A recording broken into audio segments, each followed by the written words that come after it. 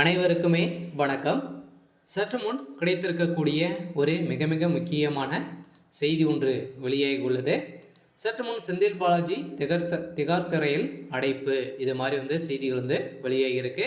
ஏற்கனவே பார்த்தீங்கன்னா செந்தில் பாலாஜி அவர்கள் சிறையில் தான் 471 நாட்களாகவே 1.5 வருட காலமாகவே இருந்தார் இல்லையா.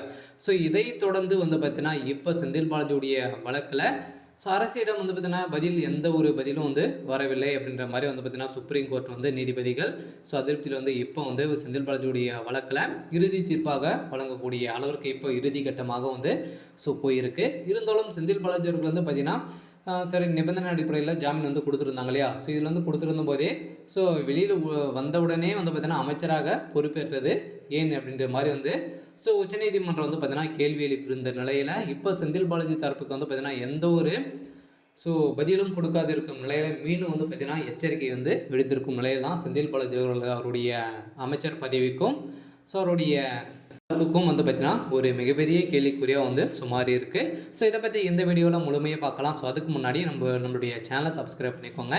ஸோ வாங்க வீடியோக்குள்ளே போகலாம். செந்தில் பாலாஜி சட்டத்துக்கு விரோதமான பண பரிமாற்ற வழக்கில் தான் சிக்கியிருந்தா இல்லையா.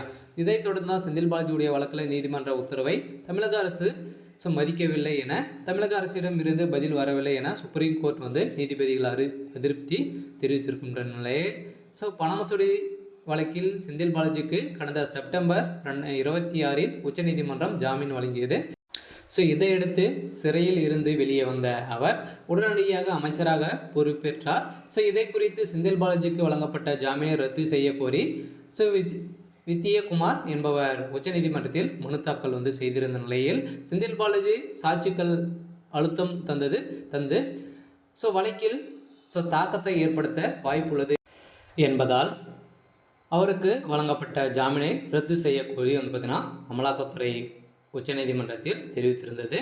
இதைத் தொடர்ந்து இந்த வழக்கு இன்று டிசம்பர் 21 நீதிபதிகள் அபய் எஸ் ஓகா தலைமையிலான அமர்வு முன் விசாரணைக்கு வந்தது. அப்போது நீதிபதி கூறியது, கடந்த முறை பதில் சொல்கிறோம் என்று கூறியதால் நோட்டீஸ் அனுப்பவில்லை. தற்போது வரை தமிழக அரசிடம் இருந்து எந்த ஒரு பதிலும் வராத நிலையில் நீதிமன்றத்தின் உத்தரவை தமிழக அரசு அவமதிப்பு செய்கிறது அப்படின்ற மாதிரி செந்தில் பாலாஜிக்கு நிவாரணம் வழங்குவதாக இல்லையா என்பது தனிப்பட்ட விஷயம். இந்த மோசடியில் என்பதை சாட்சிகள் உள்ளனர் என நீதிபதிகள் கேள்வி எழுப்பியிருந்த நிலையில் இந்த வழக்கில் பின்னர் வழக்கில் சாட்சிகளின் எண்ணிக்கை மற்றும் அவர்களின் பட்டியலை அளிக்க தமிழக அரசுக்கு சுப்ரீம் கோர்ட் பார்த்தீங்கன்னா நீதிபதிகள் உத்தரவிட்டிருக்கும் நிலையில் இவருடைய வழக்கில் உளவுத்துறை செயலரை ஒரு எதிர்ப்பு மனு தயாராக நினைத்து நோட்டீஸ் பிறப்பித்தது.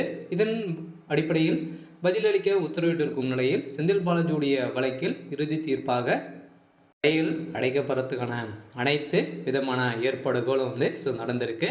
இருந்தாலும் என்ன நடக்க போகுது அப்படின்றத வெயிட் பண்ணி பார்க்கலாம். இது மாதிரி செய்திகளை தெரிஞ்சுக்கணும் அப்படின்னா மறக்காமல் நம்மளுடைய சேனலை சப்ஸ்கிரைப் பண்ணிக்கோங்க. தேங்க்யூ.